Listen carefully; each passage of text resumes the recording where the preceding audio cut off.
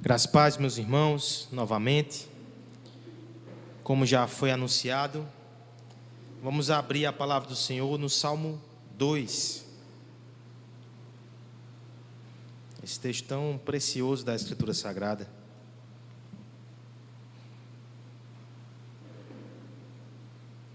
Já que o presbítero Guilherme introduziu um pouco sobre essa questão de hermenêutica e interpretação, nós temos um princípio aqui no Jardim que nos é muito caro.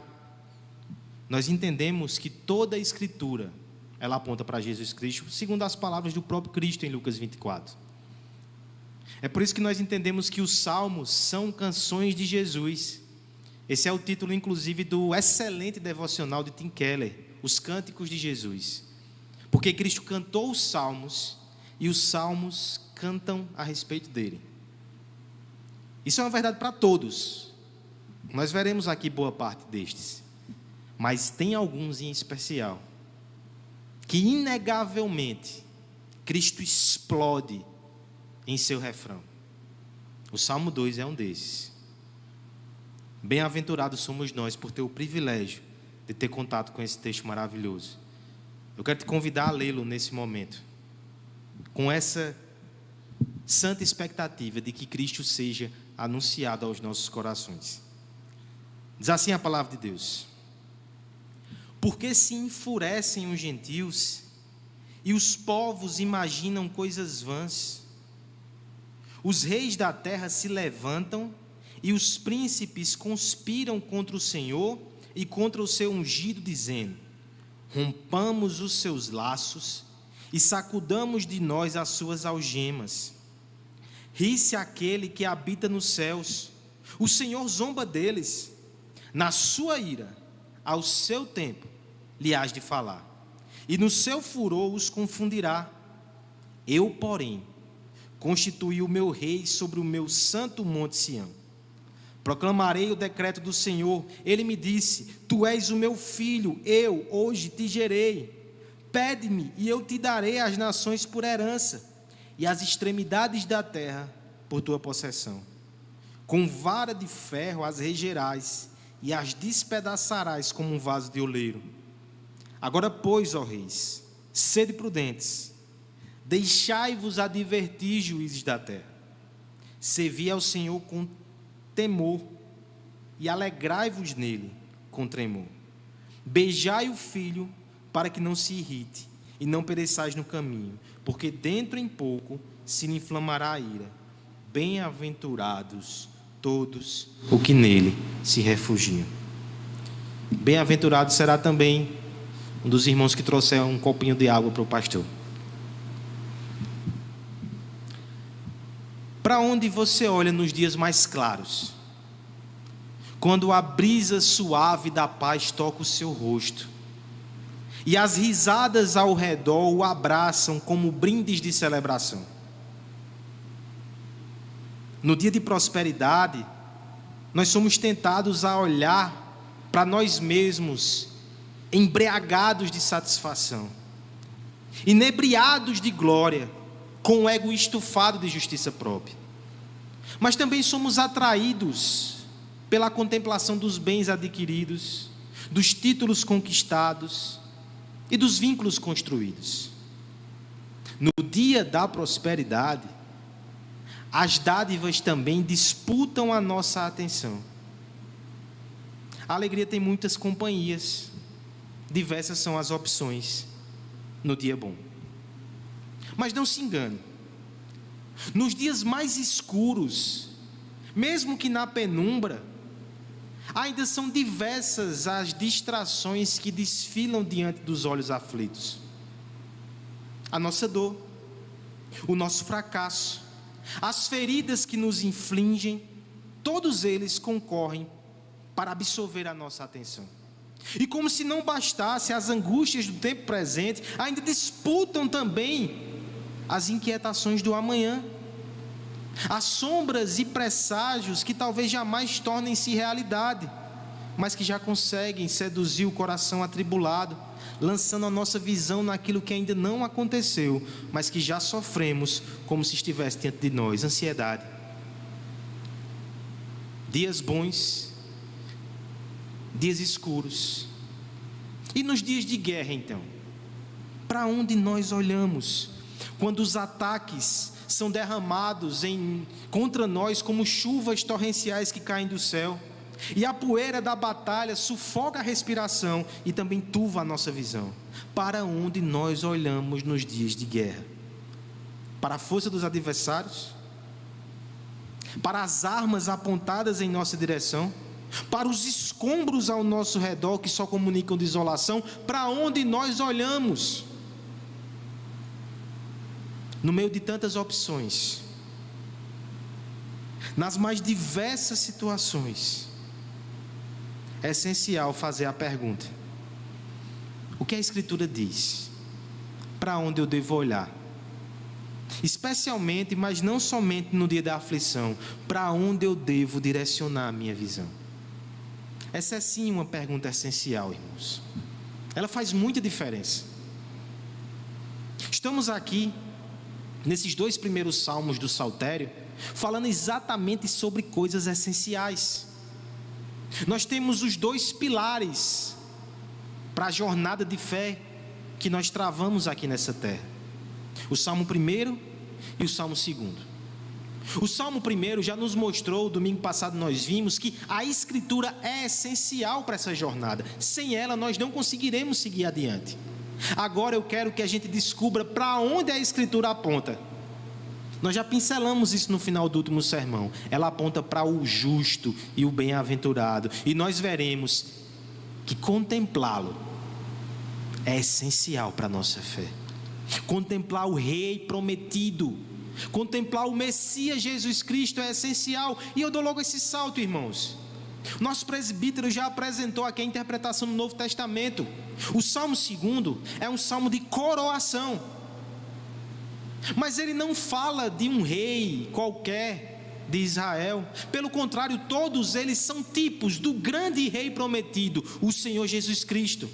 Por isso nós iremos olhar para Davi ou para qualquer outro rei de Israel, mas olharemos eles como meios, como tipos, como símbolos, e direcionaremos nossa visão logo para aquele que é o Rei dos Reis, Senhor dos Senhores, Jesus Cristo. É para Ele que devemos olhar, isso que é essencial para a nossa fé. Por isso que o tema dessa mensagem nesta noite vai ser: não tire os olhos de Jesus Cristo.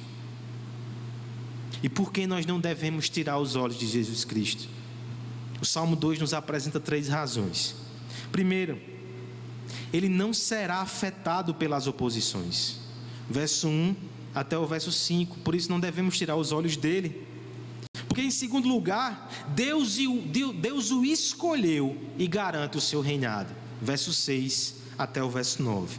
E por fim, nós não devemos tirar os olhos de Jesus Cristo, porque servi-lo é um privilégio ofertado aos pecadores. Não tiremos os olhos de Jesus Cristo. Façamos isso a partir do Salmo 2. Vamos ler primeiramente dos versos 1 a 5. Eu vou pedir a ajuda do presbítero Guilherme novamente. Acompanhe a leitura, acompanhe o texto.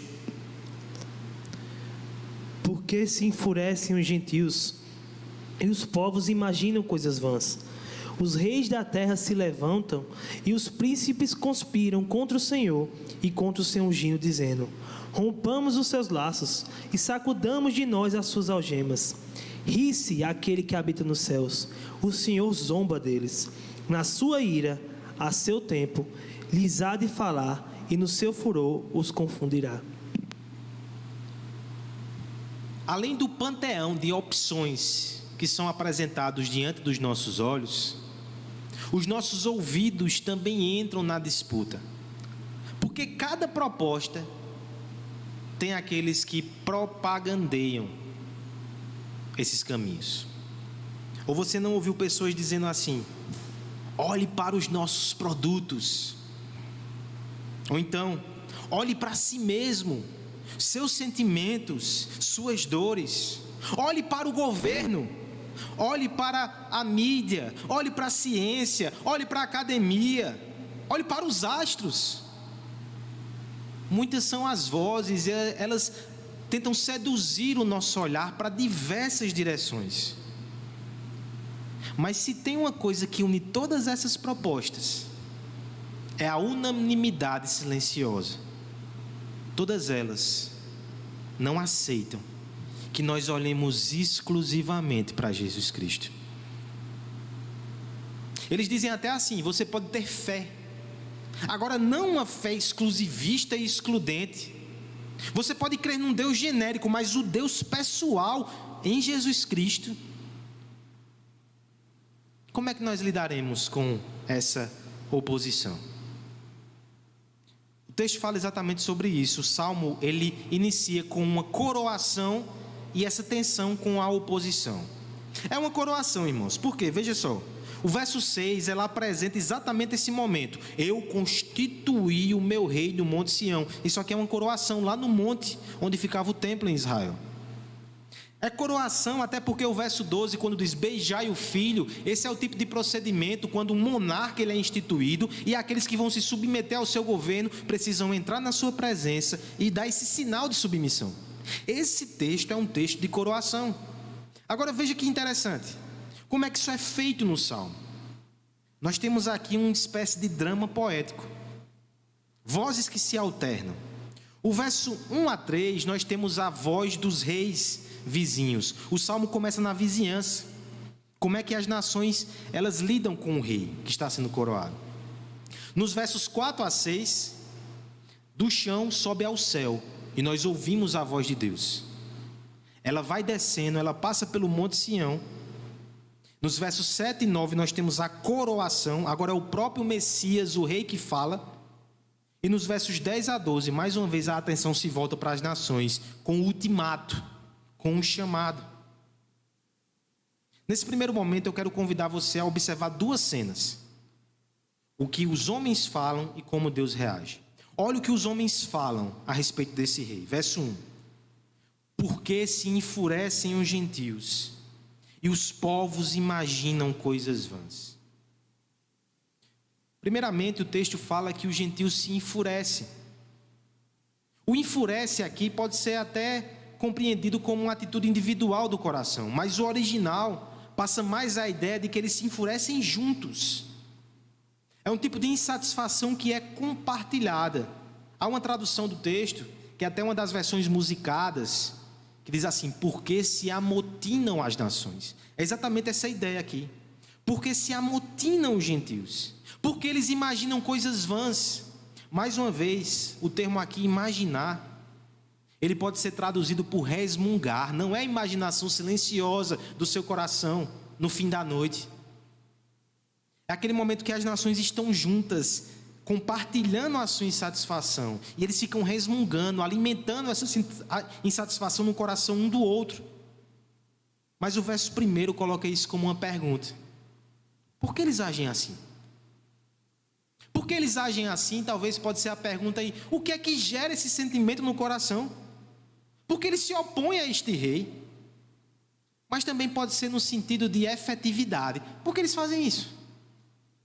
Qual é a efetividade de se opor a esse rei? O texto vai responder essas duas coisas. O verso 2, ele segue descrevendo essa rebelião. Os reis da terra se levantam.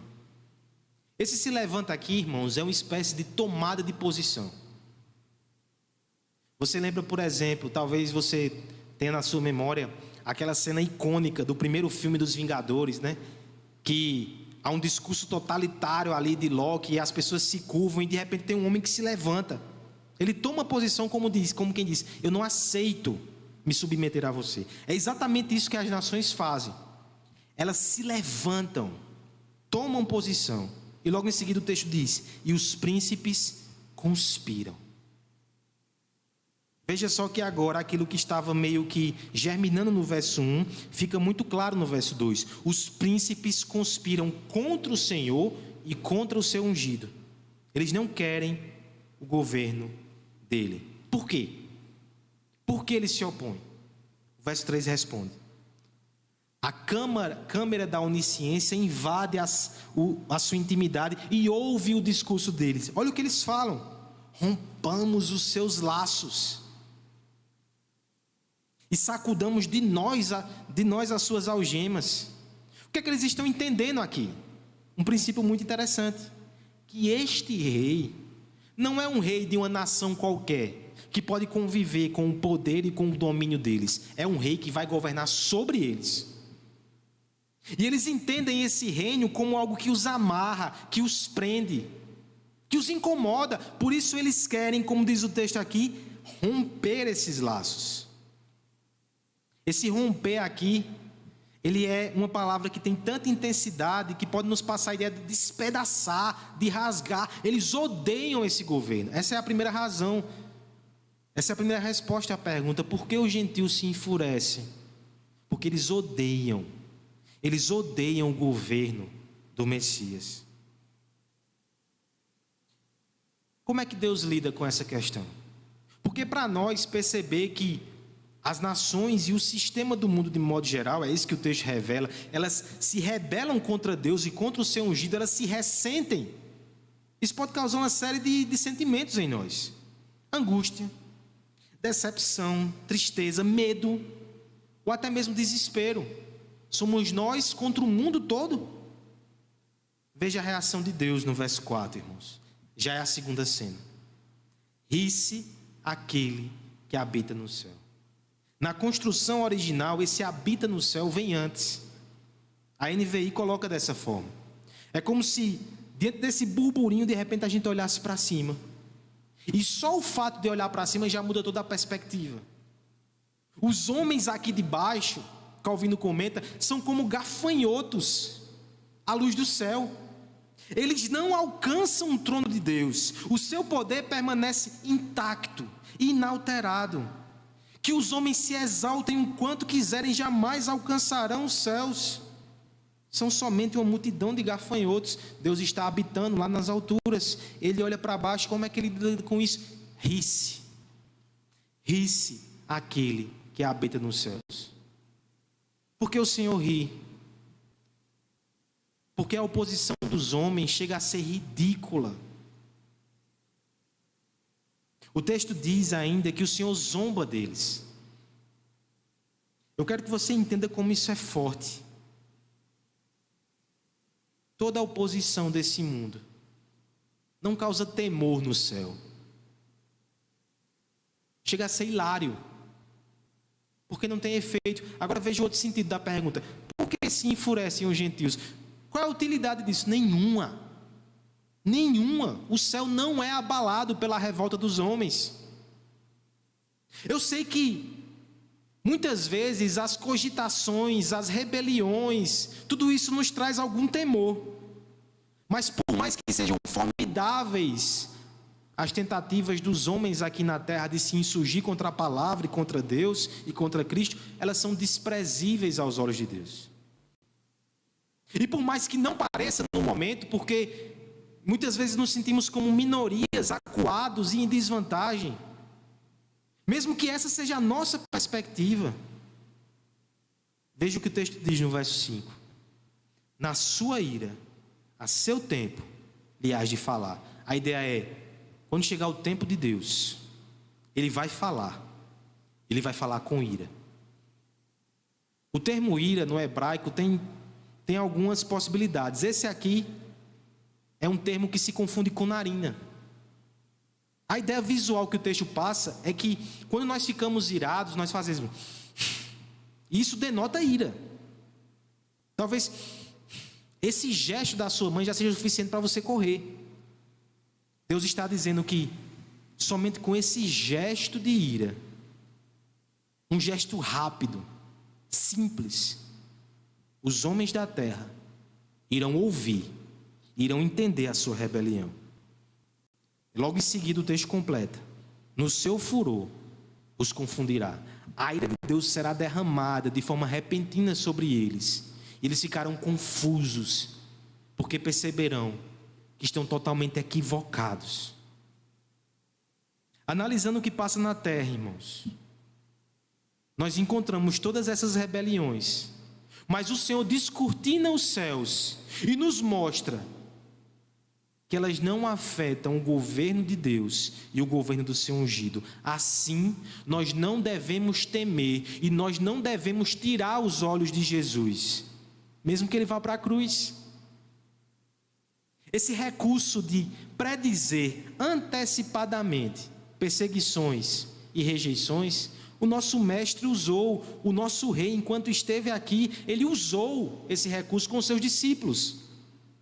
Lá no final do Evangelho de João, a partir do capítulo 14, nós temos uma série de discursos que Cristo faz para preparar o coração dos seus discípulos. Ele diz que eles devem estar preparados, que Cristo vai, mas vai voltar para buscá-los, que eles não devem se atemorizar, que eles devem estar unidos a Ele. João 15. E no meio disso tudo, no capítulo 16, o nosso Senhor Jesus fala das perseguições que sobrevirão. Ele diz: eu estou avisando, para que quando acontecer, vocês saibam que eu já avisei. E ele conclui esse discurso dizendo assim: eu lhes disse essas coisas, João 16:33, para que em mim vocês tenham paz. Neste mundo vocês terão aflições, contudo, tenham ânimo, eu venci o mundo.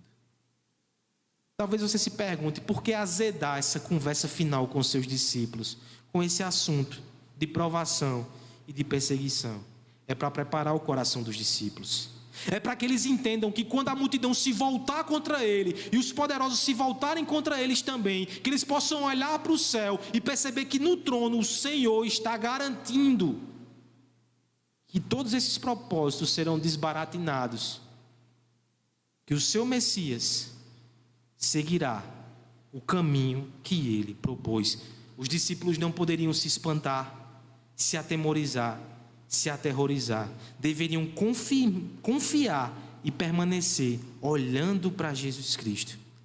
É por isso que é tão bonito quando o texto que o nosso presbítero leu mostra a igreja primitiva passando por essa perseguição. O que é que acontece? Eles lembram não somente das palavras finais de Jesus, eles lembram do Salmo 2. Ainda que eles estivessem chorando do céu, o Senhor ria. Porque era hilário toda aquela movimentação. Os homens não podem afastar os propósitos de Deus. E os propósitos de Deus se cumprem em Jesus Cristo. Não tire os olhos de Cristo.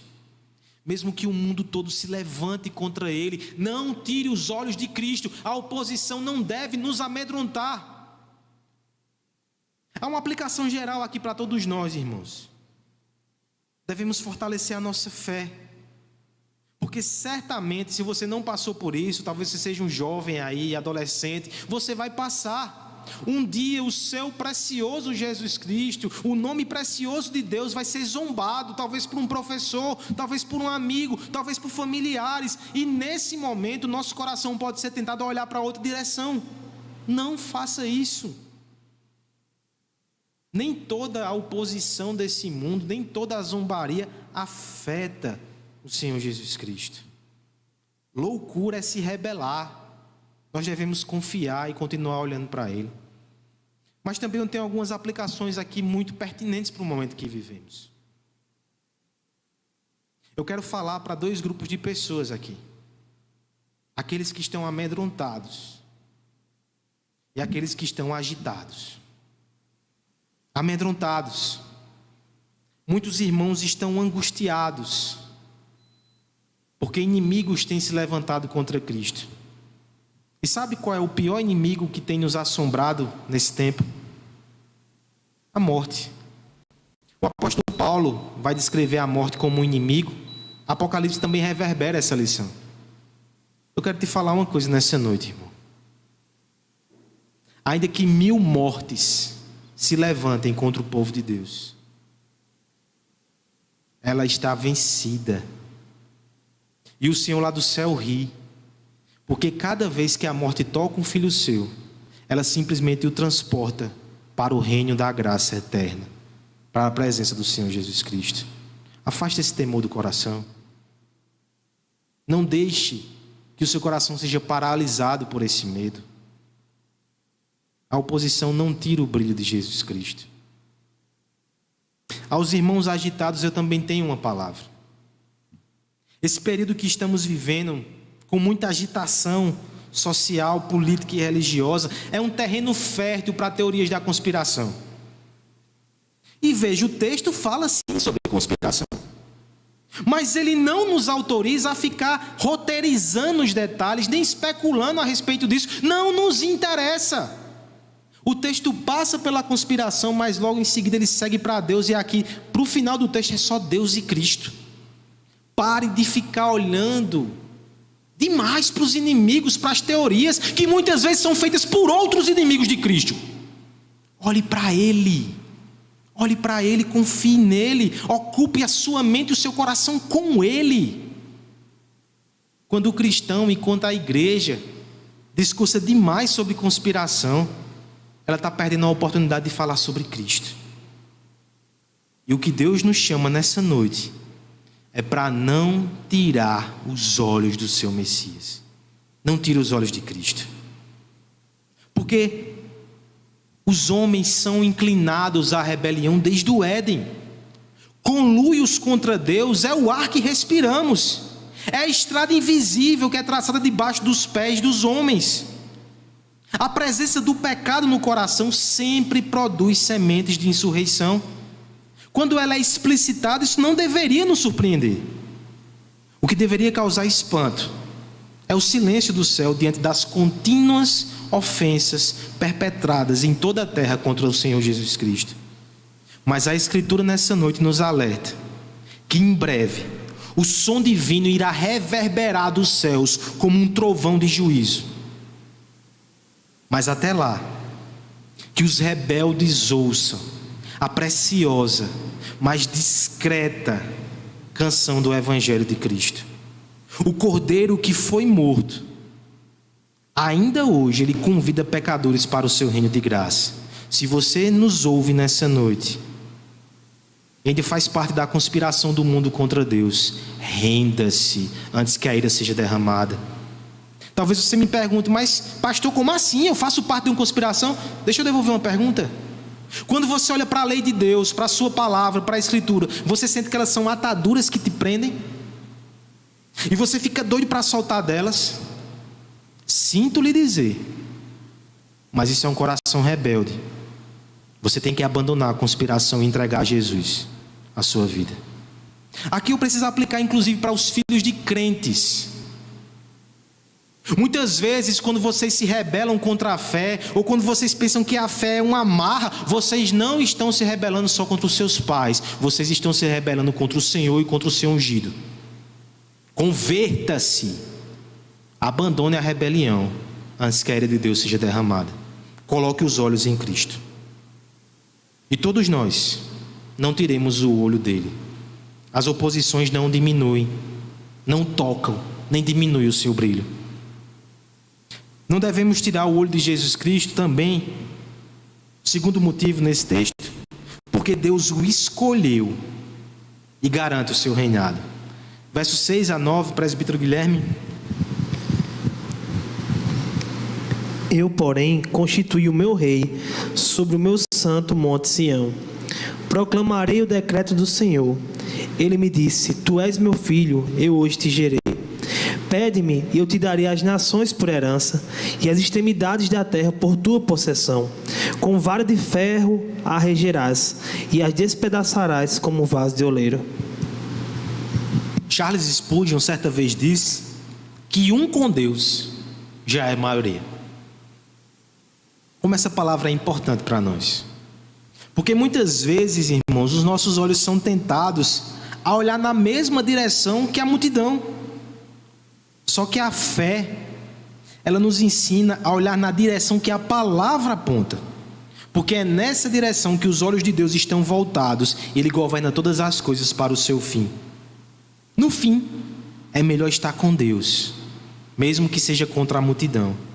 É melhor descobrir para onde Deus está olhando e ali mover os nossos olhos. E o texto vai nos mostrar para onde Deus está olhando.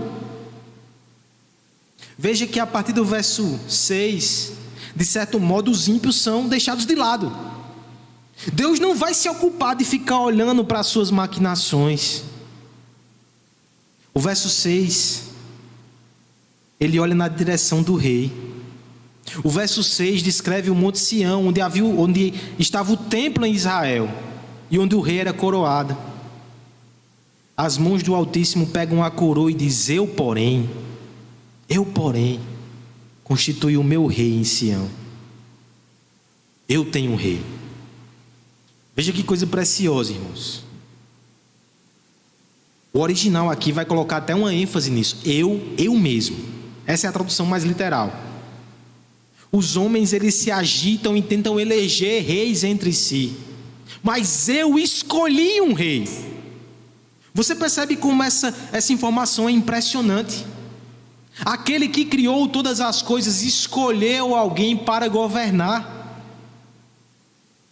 Veja que isso é tão fantástico. Isso confere tanta autoridade, que no ato de proclamação, o verso 7 diz que o próprio rei, agora ele assume a sua voz. O rei Davi, ele vai dizer: proclamarei o decreto do Senhor. É como se Davi dissesse: eu chego a me constranjo. É muito poder, é muita autoridade, mas eu não estou falando em meu nome não. Há um decreto de Deus. Esse decreto que o rei narra no verso 7, ele faz referência à aliança lá de 2 Samuel 7, que Deus fez com Davi e o seu filho Salomão e a sua descendência. Olha essas palavras que são ditas na coroação e na entronização. O texto vai dizer assim: tu és o meu filho, e hoje te gerei. Essa ideia de ser filho de Deus, quando aplicada a Salomão e os descendentes de Davi, ela trazia a implicação de que eles foram adotados nessa linhagem real, que eles fazem parte permanentemente dos propósitos divinos. Isso é fantástico, mas no que diz respeito a Jesus Cristo, a mensagem ainda é mais forte. Ele é aquele que é gerado pelo Pai. Ele tem a mesma natureza do Pai. Ele é eternamente gerado por Deus, é assim que o credo fala. Ele é aquele que tem a natureza divina. E o interessante é que os autores do Novo Testamento vão dizer que essa confirmação, profetizada na coroação dos reis, ela acontece na ressurreição. Paulo vai falar sobre isso em Atos 13, que é na ressurreição de Cristo que fica claro que mais do que um homem, este foi aquele que foi gerado por Deus e que é o Filho de Deus. Veja que interessante. Unido a essa declaração tão forte de geração, o verso 8 coloca o seguinte, um pedido: pede-me e eu te darei as nações por herança e as extremidades da terra por tua possessão. Olha que interessante, irmãos, como o apóstolo Paulo, ele vai se referir a essas duas realidades: a ressurreição que prova que Cristo é o Rei, Filho de Deus, e a promessa que as nações pertencerão a Ele, porque o Pai o dá. Olha o que Paulo diz em Romanos 1, 4 e 5. Mediante o Espírito de Santidade, Ele foi declarado Filho de Deus com poder pela ressurreição entre os mortos. Jesus Cristo nosso Senhor. Por meio dele e por causa do seu nome, recebemos a graça do apostolado para chamar dentre as nações um povo obediente que vem pela fé. Irmãos, veja como a grande comissão se insere nisso aqui. Cristo ressuscita como Filho de Deus, testificado e comprovado. Ele chama os seus discípulos e diz: toda a autoridade me foi dada sobre o céu e sobre a terra. Eu sou rei. Agora vão e tragam as nações a mim. É isso aqui, irmãos. O nosso rei, que é escolhido por Deus, ele é sustentado por Deus, e a expansão desse reino também é garantida por Deus. Aí você pergunta: e os outros reis como ficarão? Eles aceitarão isso de boa? Olha o verso 9 como coloca isso: com vara de ferro ele vai reger as nações e as despedaçará como vaso de oleiro. Todos aqueles que se opõem a Deus ficarão pelo meio do caminho. Isso aqui é uma demonstração de poder e força. Ninguém pode deter o avanço do Evangelho, porque no céu houve essa decisão. O governo soberano de Deus escolheu Cristo como nosso rei, o entronizou e o confirmou na ressurreição, e agora o seu reino é vitorioso e se expande pela face da terra. Nós somos chamados a participar disso com admiração e encantamento. Por isso que você não pode tirar o olho de Cristo. Mesmo quando Cristo parece ser enfraquecido aos olhos do mundo, você deve lembrar que há ironias da parte de Deus nessas situações. Há um sermão muito conhecido de D.A. Carson que fala sobre as ironias da cruz. Eu me lembro de ter ouvido essa pregação com Guilherme em uma das conferências fiéis que a gente participou. Mas Agostinho já falava sobre as ironias da cruz. E comentando esse texto, ele coloca da seguinte forma, veja que interessante. Quando nosso Senhor Jesus Cristo ele foi crucificado, os romanos colocaram uma placa sobre a sua cruz, com a seguinte inscrição: este, Jesus, é o Rei dos Judeus. Os judeus se rebelaram, rejeitaram, mas estava ali a ironia: ele é o rei, foi Deus quem escolheu. E a ironia vai além, irmãos. Essa inscrição ela foi colocada em hebraico, em grego e em latim, porque ele não vai ser o rei só dos judeus, ele vai alcançar todos os povos. As extremidades da terra foram dadas a ele como herança. Extremidade da terra pode ser resumida como confins da terra. Lembre da grande comissão, Cristo disse isso: até os confins da terra. Até na crucificação, Deus ria do céu, zombava dos seus oponentes e exaltava a pessoa do seu Filho Jesus Cristo. Ele faz isso ainda hoje.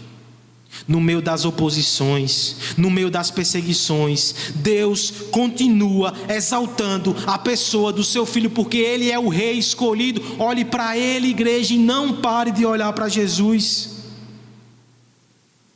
Não pare de olhar para Jesus. Essa terra é cheia de disputas. As pessoas aqui disputam por lugares, mas eu preciso te dizer nessa noite que a principal disputa é pelo trono do universo, e essa já tem um resultado selado desde a eternidade. O lugar mais alto será ocupado pelo Filho de Deus, aquele que um dia andou humildemente pelas ruas de terra, um dia governará visivelmente céus e terra. Aquele que um dia foi desprezado, maltratado e morto, portará a coroa de glória eterna e encherá todo o universo com a sua beleza. Eu quero encher o teu coração nessa noite de fé, de esperança nesse Cristo. Mesmo que não pareça, Ele é o Rei, e um dia todo olho verá, toda língua confessará, todo joelho se dobrará diante dEle. Eu quero te dizer, irmão, que você fez a escolha certa. Você não está perdendo tempo entregando sua vida a Jesus. Sirva-o, adore-o, persista, ensina aos seus filhos, pregue àqueles que não conhecem. Esse é o Rei verdadeiro. Amanhã, se o teu coração ficar angustiado quando você tiver que enfrentar esse mundo mal, feche os seus olhos e lembre das palavras desse salmo: o meu Rei está entronizado, eu estou seguro nele. Enfrenta esse mundo sabendo que por detrás de você encontra o Rei Jesus Cristo. Essa palavra é a palavra que você precisa em dias de calamidade. Eu sei que para você que está acompanhando em casa, às vezes é difícil de se concentrar, mas esse é o momento mais importante da sua semana. Se você receber essa palavra com fé e com poder, isso muda a tua semana. Há um Rei, você está seguro nele. Não tire os olhos de Jesus Cristo. E mais uma vez eu conclamo: só pode haver um Rei no final. Que você possa abandonar o seu próprio reino de egoísmo e possa se render ao reino de Jesus. Se você ainda não é servo dele, coloque seus olhos em Cristo. E todos nós, irmãos, não tiremos os olhos de Cristo.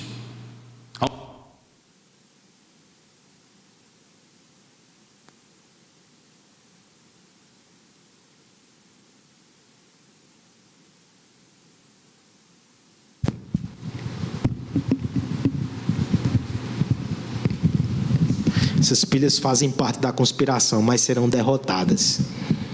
Não tire os olhos de Cristo. A oposição não o afeta, e Deus o escolheu como rei e garante o seu reinado. Mas em último lugar, irmãos, nós não devemos tirar os olhos de Cristo, porque servi-lo é um privilégio ofertado a pecadores. Versos 10 e 12, presbítero Guilherme.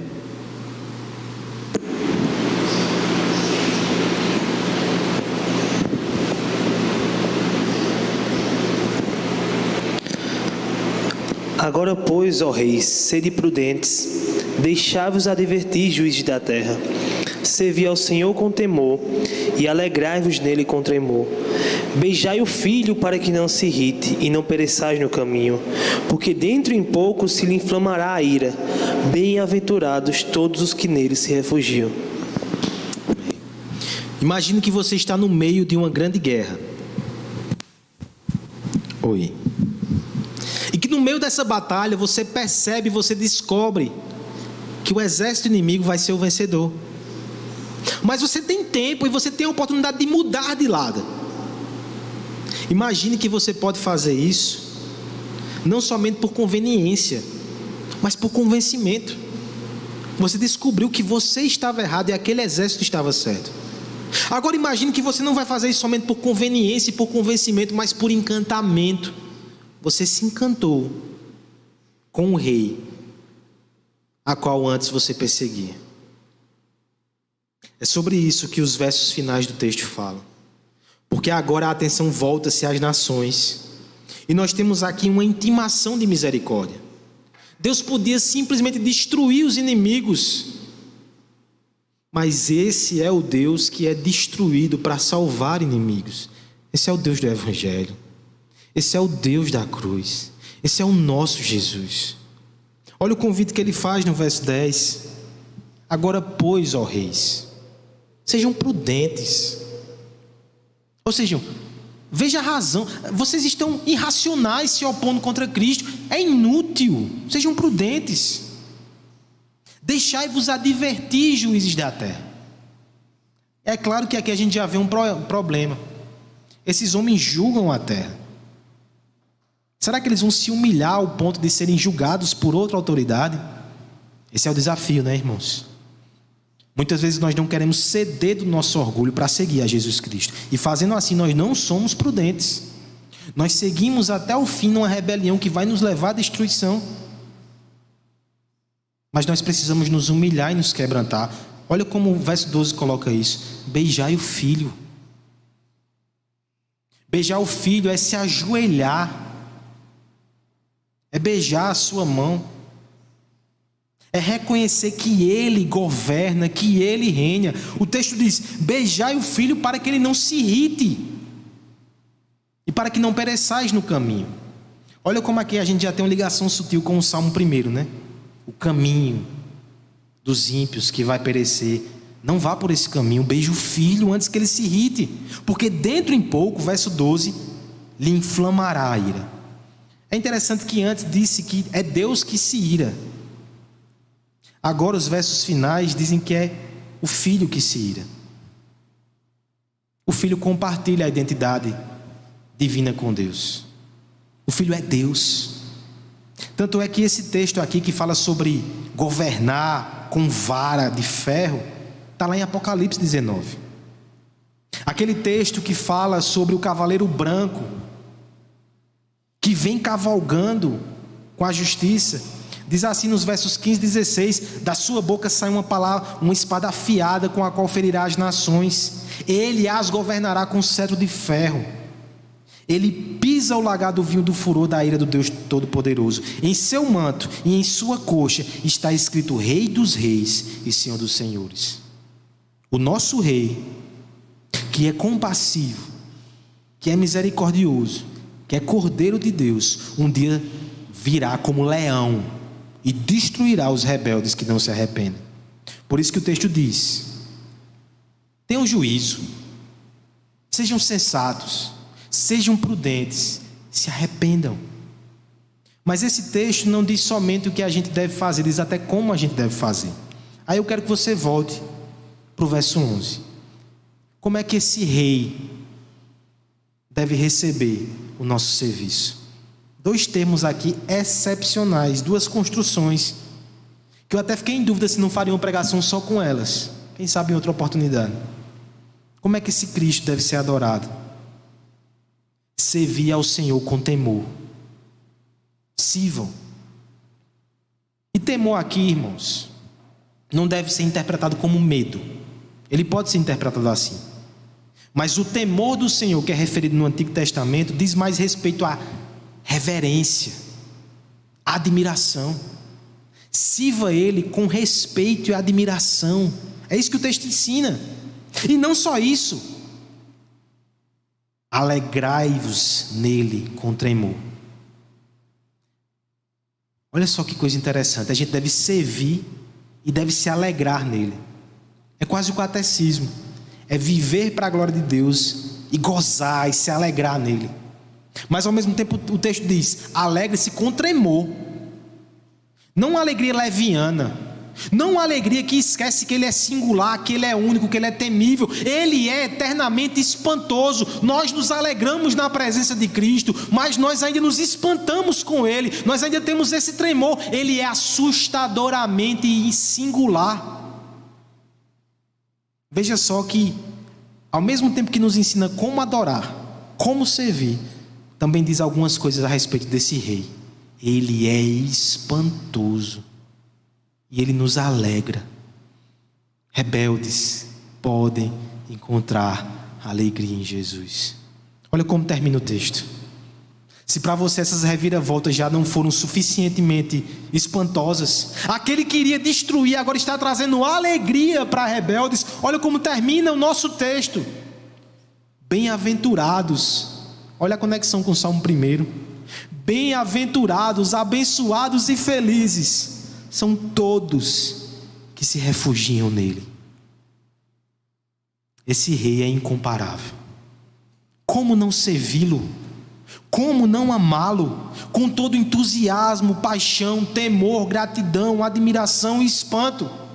Não tire os olhos de Cristo, isso é beijar o Filho. Lutero diz que beijar o Filho é adorá-lo, de uma forma que você não contempla mais nada no céu e na terra a parte dele, e não crê em mais nada que não venha dele.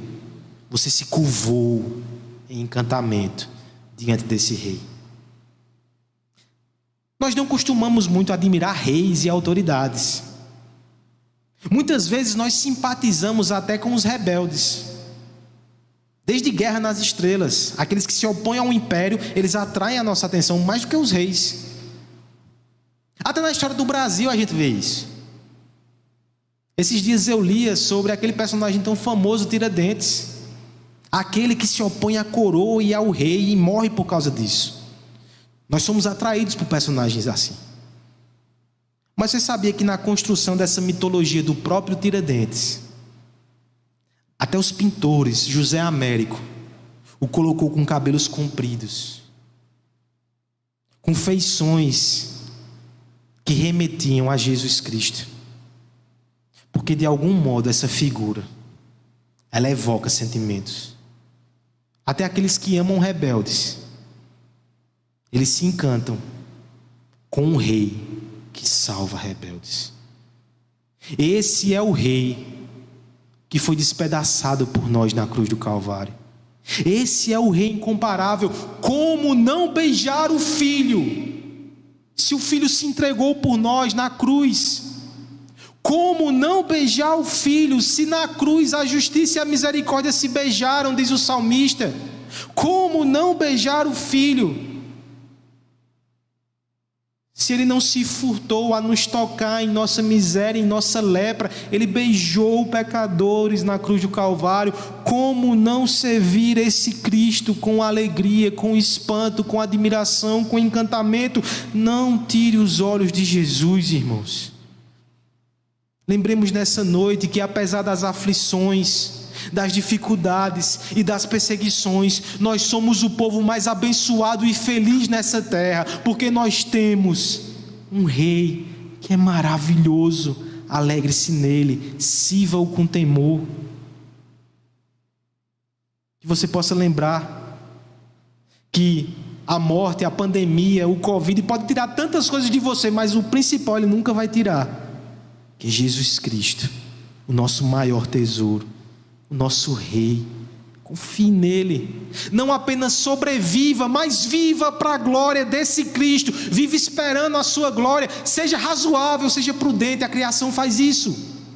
Os lírios do campo, eles enfeitam esse mundo na esperança de que um dia ele seja palco, onde a rosa de Saron vai ofuscar toda a beleza deles com seu encanto incomparável.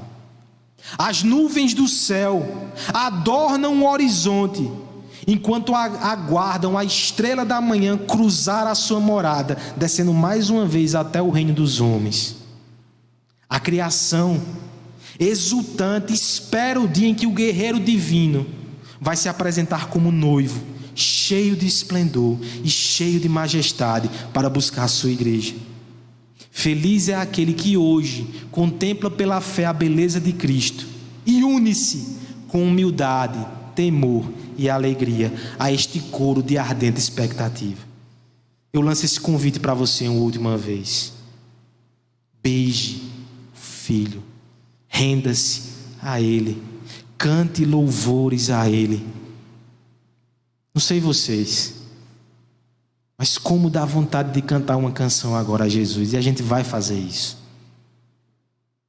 Mas antes de concluir, irmãos, deixa eu citar uma canção que fala palavras que talvez você gostasse de externalizar na sua boca. Há uma música chamada My Sweet Lord, gravada nos anos 70. Uma melodia envolvente, um solo de guitarra antológico, uma poesia que parece até um salmo. Basicamente essa canção diz o seguinte: My Sweet Lord, meu doce Senhor, como eu quero te ver. Meu doce Senhor, como eu quero estar com você. Meu doce Senhor. A canção repete isso várias vezes. No entanto, essa música tão bonita, ela foi alvo de um processo judicial, e o seu autor, o ex-Beatle George Harrison, teve que desembolsar mais de 1,5 milhão para pagar por causa de plágio. Que triste fim para uma canção tão devota.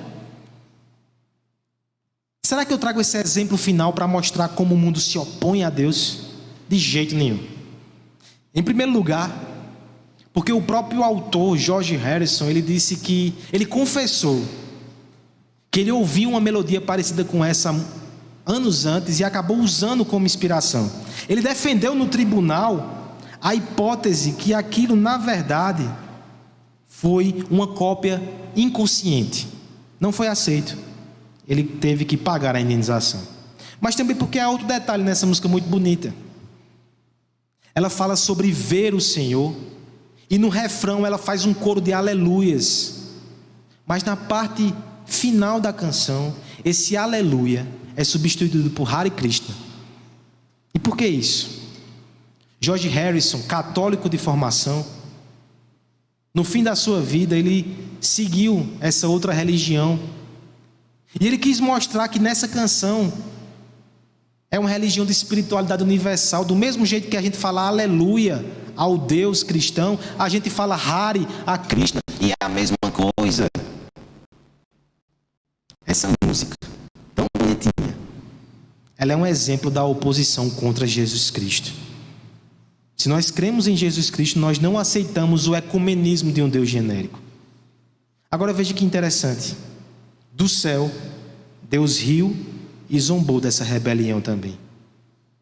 Se George Harrison conseguiu nos anos 70 emplacar um sucesso, ele saiu até da sombra de John Lennon e Paul McCartney, ele arrastou esse processo por 6 anos, dinheiro foi arrancado dele, e biógrafos dizem que ele, de certa forma, se tornou mais áspero e ressentido depois disso. Não foi tão doce assim a sua canção.